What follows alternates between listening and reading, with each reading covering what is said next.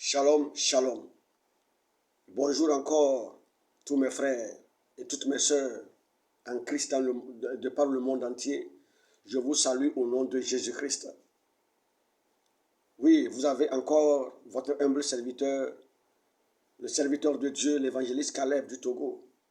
Je veux encore partager la bonne nouvelle avec toi qui m'écoutes en ces moments-ci. Je veux encore partager la bonne nouvelle, la vérité que le Seigneur a pour toi et pour moi ce matin. Et je prie que cette parole transforme ta vie. Je prie que cette parole t'illumine, qu'elle t'éclaire, qu'elle crée en toi une révolution spirituelle, qu'elle t'amène à te réveiller spirituellement dans le nom de Jésus-Christ. Le thème de la parole de ce matin, c'est que tu es un céleste. Tu n'es pas un terrestre, mais tu es un céleste. Mon frère, ma soeur, toi qui m'écoutes ce matin, le Seigneur, de par ma voix, te dit que tu n'es pas un terrestre, mais tu es un céleste. Nous allons passer dans la parole de Dieu. Qu'est-ce que le Seigneur Jésus-Christ a dit? Parce qu'il est notre modèle et il est notre référence. Qu'est-ce qu'il a dit dans Jean 3, à partir de verset 30 à 32? Il dit, celui qui vient d'en haut est au-dessus de tous. Celui qui vient d'en haut est au-dessus de tous. Il parlait de lui-même. Il disait, moi je viens d'en haut et je suis au-dessus de tous. Je domine sur toutes choses parce que je viens d'en haut. Et parce que toi aussi tu l'as reçu. Comme ton Seigneur et ton Sauveur, tu n'es plus d'en bas, mais tu es d'en haut. Alors si tu es d'en haut, tu es au-dessus de tous. Il dit, celui qui est de la terre est de la terre. Et il parle comme étant de la terre. Celui qui vient du ciel est au-dessus de tous. Vous voyez, celui qui est de la terre, il est de la terre. Et il parle comme un homme terrestre. Mais celui qui vient d'en haut, celui qui vient du ciel est au-dessus de tous. Il rend témoignage de ce qu'il a vu et entendu. Et personne ne reçoit son témoignage. Oui, les hommes n'arrivaient pas à comprendre le Seigneur Jésus-Christ. Même là où il est né, on l'a rejeté parce qu'il ne le comprenait pas. Et c'est cette malcompréhension même qui a amené Jésus-Christ sur la croix, bien que c'était prédestiné par Dieu. Les hommes disent, mais comment toi tu peux dire que tu es Dieu? Comment tu peux dire que si on t'a vu, on a vu Dieu? Comment tu peux dire que tu viens d'en haut? Or, nous connaissons ton père, qui est Joseph. Nous connaissons ta mère, qui est Marie. Pourquoi tu parles comme ça? Les hommes n'arrivaient pas à le comprendre. Il avait un langage carrément à part. Parce que le langage d'un céleste est différent du langage d'un terrestre. Il dit que celui qui vient, celui qui vient d'en haut, il est au-dessus de tous. Celui qui vient d'en bas, il parle comme un terrestre. Et toi qui as reçu le Seigneur Jésus-Christ comme ton Seigneur et ton Sauveur, tu n'es plus d'en bas, mais tu es d'en haut. Et ton langage doit changer. Mais avant que ton langage ne change, ta mentalité même doit changer. Ta mentalité humaine doit partir. Et tu vas te revêtir d'un nouvel homme. Tu dois avoir une nouvelle mentalité qui est celle de Christ, qui est celle de Dieu lui-même. Parce que tu n'es pas terrestre. Tu n'es pas terrestre. Les hommes ne te comprendront pas. C'est pourquoi quand quelqu'un reçoit le Seigneur Jésus-Christ dans la vérité, il est difficile qu'on le comprenne. Les hommes le critiquent. Les hommes le critiquent. Les hommes vont te critiquer à cause de cette vérité. Les hommes vont dire que tu exagères à cause de la vérité qu'il y a en toi. Les hommes vont dire qu'ils ont adoré Dieu avant toi, qu'ils ont été chrétiens avant toi, mais que ton raisonnement les dépasse. Les hommes vont t'attribuer, les hommes vont même aller dire que c'est la folie. Oui, ils ne te comprendront pas. Parce que celui qui est terrestre, il raisonne comme un terrestre. Il parle comme un terrestre. Mais celui qui vient d'en haut, il raisonne comme un céleste et il parle comme un céleste. Qu'est-ce que le Seigneur Jésus dit? Qu'est-ce que la parole de Dieu dit dans Ephésiens 2, versets 4 à 6? Mais Dieu, qui est riche en miséricorde, à cause du grand amour dont il nous a aimés, nous qui étions morts par nos offenses, nous a rendus à la vie avec Christ. C'est par la grâce que vous êtes sauvés. Oui, on était morts. On était morts, on était sur la terre, on était sur la terre, bien sûr, mais on était morts. Parce que la vraie mort est la mort spirituelle. La vraie mort, c'est la déconnexion avec Dieu. La vraie mort, c'est ça. Et c'est ça qui était intervenu dans la vie du premier homme, Adam. C'est cette mort-là. C'est cette mort. Les hommes ont peur de mourir, mais la vraie mort est là. La vraie mort, c'est quand l'homme se déconnecte avec son Créateur. C'est comme l'homme se déconnecte avec son Créateur. C'est comme un poisson hors de l'eau. Nous savons que le poisson, sa source de vie, c'est dans l'eau. Mais quand on voit un poisson hors de l'eau, ça m'aurait arrivé. Donc il y a les hommes, toute personne hors de Dieu est un homme mort. Toute personne qui est hors de Dieu, toute personne déconnectée avec Dieu est un homme mort. Toute personne en qui il n'y a pas l'Esprit de Dieu est un homme mort. C'est pourquoi la Bible dit ici, nous étions aussi morts par nos offenses, mais nous avons reçu Christ. Et maintenant, nous avons reçu la vie de Christ en nous. Et cela, c'est par la grâce de Dieu que nous sommes sauvés. Il dit, verset 6, il nous a ressuscités ensemble et il nous a fait asseoir ensemble dans les lieux célestes en Jésus-Christ. Ça veut dire que quand Jésus ressuscitait d'entre les morts, au même moment, toi et moi, nous avions été ressuscités avec lui. Et nous sommes assis dans les lieux célestes avec lui. Mais parce que nous avons une mission sur cette terre et qu'on est encore dans ce corps, c'est pourquoi nous sommes dans ce monde. Mais on n'appartient pas à ce monde. On n'est pas de ce monde. On n'est pas de ce monde. On est des célestes. Nous sommes des ambassadeurs. La Bible dit que nous sommes des ambassadeurs. Nous appartenons à un royaume. Et ce royaume, c'est le royaume céleste. Tu n'es pas un terrestre quand tu reçois Christ. Tu n'es plus un terrestre quand tu reçois l'Esprit de Dieu en toi. Mais tu deviens un homme céleste. Donc tu es céleste, tu n'es pas terrestre.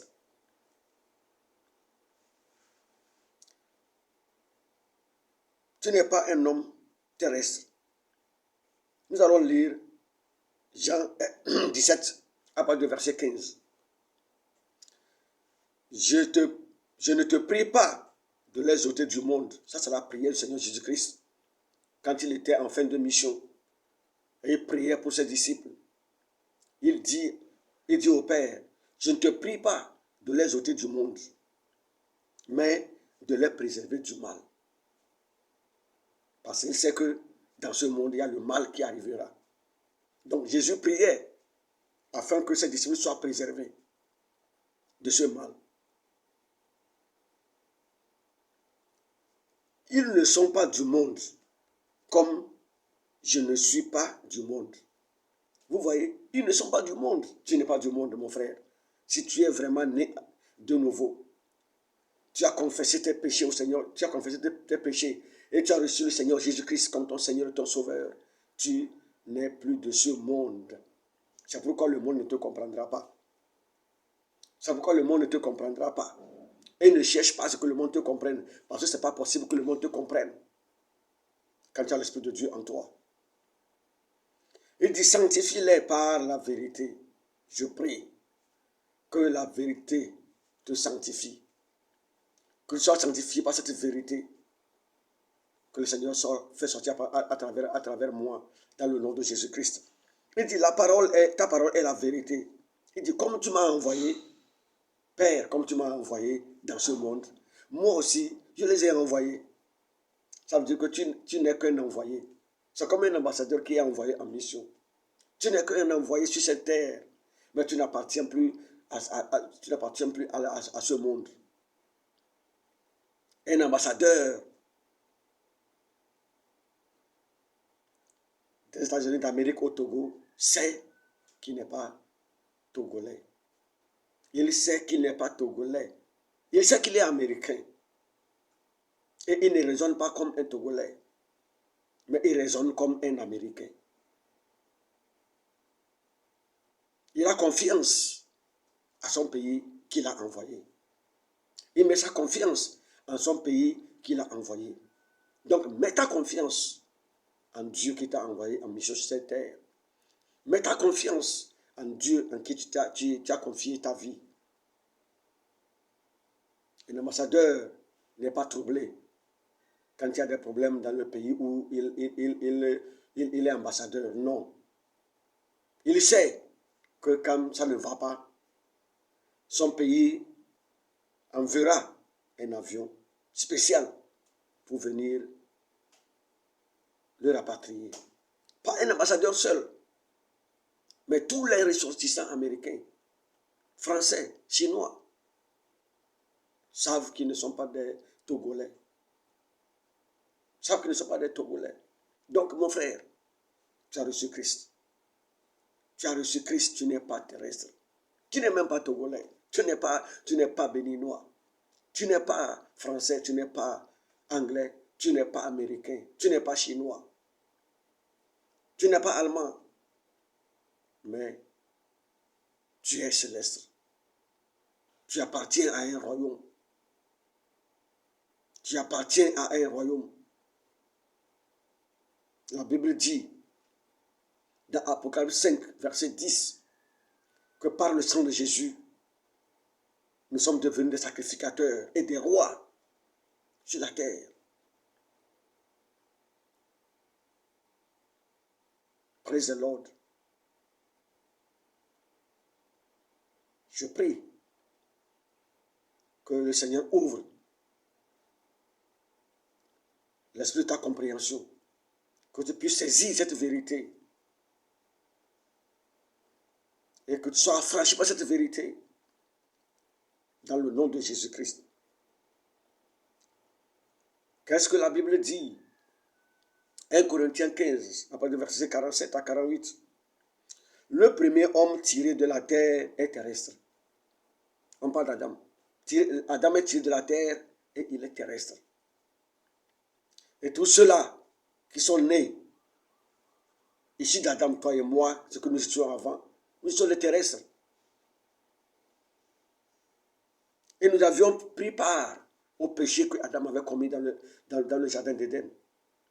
Nous étions morts par nos offenses. Le second homme est du ciel. Mais il y a un second homme qui est venu, qui n'est plus de la terre, mais qui est du ciel. Il a payé le prix. Il nous a rachetés.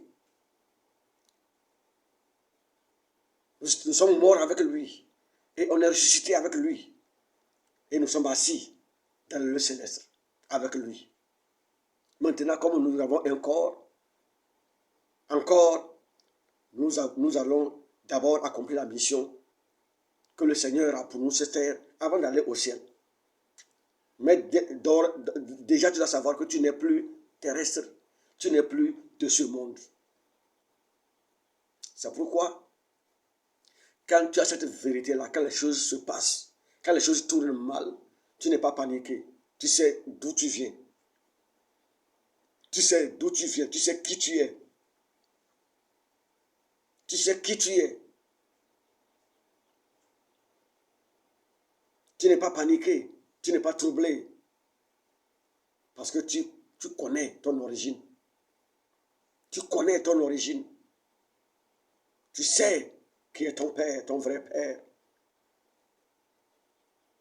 Comme Jésus avait dit à Marie et à son Père, pourquoi vous me cherchez? Parce qu'il fait jour. Il faut que je fasse l'œuvre de mon Père. Je connais mon vrai Père. Mon vrai Père qui est Dieu a juste passé par vous pour m'amener dans ce monde. Mais je sais qui je suis. C'est pourquoi il a demandé à ses disciples. Mais qui dites-vous que je suis? Les disciples ont dit, les gens disent que tu es Élie, que tu es celui-ci, que tu es celui-ci. Il dit oui, c'est ce que les hommes ont dit. Et vous-même qui êtes mes disciples, qui dites-vous que je suis? Praise the Lord. Et Pierre a dit, tu es le Christ, fils de Dieu. Et Jésus lui a dit, ce que tu viens de dire là ne vient pas de toi. Parce qu'un homme charnel ne peut pas comprendre cela. C'est mon Père qui t'a révélé cela. Est-ce que vous voyez? Tu n'es pas terrestre, mon frère, tu es céleste. Tu es céleste. Dieu avait un fils unique, qui est le Seigneur Jésus-Christ. Dans son vouloir d'avoir beaucoup d'enfants, il a semé. Il a semé. Et nous sommes devenus les fruits de la semence du Seigneur Jésus-Christ. Nous sommes devenus des enfants de Dieu comme le Seigneur Jésus-Christ. Il n'est plus le Fils unique aujourd'hui. Mais toi aussi, tu es un enfant de Dieu. Tu es aussi un enfant de Dieu, né de nouveau. C'est ça, ce que la Bible dit dans Jean 1. Qu'au commencement était la parole. La parole était avec Dieu. Et la parole était Dieu lui-même. Verset 11 dit quoi? La parole est venue chez les siens, mais les siens ne l'ont point reçue. Mais à tous ceux qui l'ont reçue, à ceux qui croient en son nom, elle a donné le pouvoir de devenir enfants de Dieu, lesquels sont nés non du sang, ni de la volonté de la chair, ni de la volonté de l'homme, mais de Dieu lui-même. Ça veut dire que Dieu t'a mis au monde en Christ. Dieu t'a mis au monde en Christ. Tu es devenu un enfant de Dieu en Christ. Tu es passé d'un homme ordinaire à un homme extraordinaire. Comme Jésus, toi aussi tu es enfant de Dieu. C'est ce que la Bible dit dans Romains 8. Que ceux qu'il a connus d'avance, il les a aussi prédestinés à être semblables à son Fils, afin que son Fils fût le premier-né d'entre plusieurs frères. Donc Jésus-Christ est notre grand frère, aîné. La manière dont il a vécu en vainqueur cette terre, c'est comme ça que Dieu veut que toi et moi, nous vivions en vainqueur.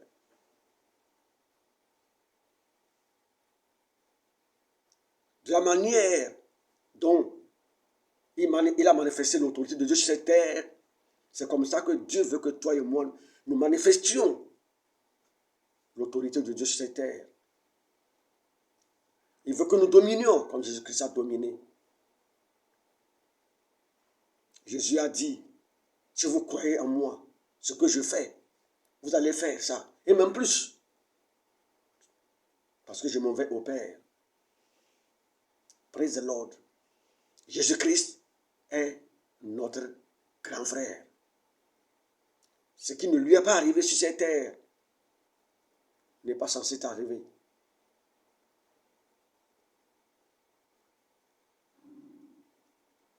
Ce qui ne lui est pas arrivé sur cette terre n'est pas censé t'arriver. Tu dois dire non. Tu dois prendre Jésus comme ton modèle, comme ton grand frère. Si c'était Jésus, que ferait-il? Quand une situation arrive, pose-toi la question. Si c'était Jésus, que ferait-il? Si c'était autant de Jésus, que ferait-il?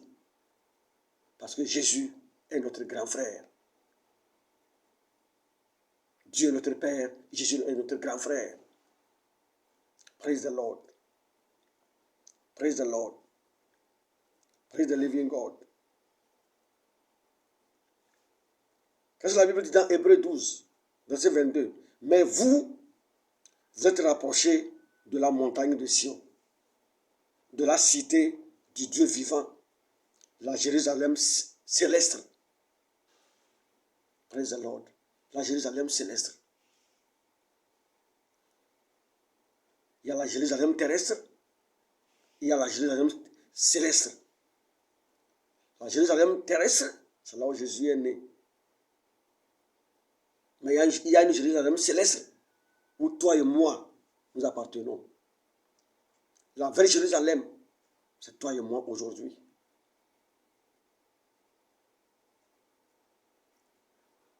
Oui, aller en Jérusalem, courir aller en Jérusalem, c'est une découverte. Mais ça ne fait pas de toi un enfant de Dieu. Ce n'est pas ça qui fera que tu iras au ciel. Non. C'est bon de découvrir. Mais la nouvelle Jérusalem, c'est nous qui la constituons. Nous qui avons reçu Christ. C'est nous qui constituons la nouvelle Jérusalem. Donc tu es de la nouvelle Jérusalem. Praise the Lord. Praise the Lord. Alléluia. Verset 24. De Jésus qui est le médiateur de la nouvelle alliance et du sang de l'aspersion qui parle mieux que le sang d'Abel. Praise the Lord. Tu es de la nouvelle Jérusalem. Tu es un fils de Dieu. Jésus-Christ est notre grand frère. Alors, quand tu as cette vérité, ton langage va changer. Ton langage va changer. Ton langage va changer. Praise the Lord. Ton langage va changer. Je vais revenir encore à 1 Corinthiens 15 là. Lisons verset 48. Il dit, tel est le terrestre, tels sont aussi les terrestres. Tel a été Adam, le terrestre. Tels sont aussi les terrestres. Et tel est le céleste, tels sont aussi les célestes. Tel a été Jésus, le céleste, tel nous serons aussi célestes.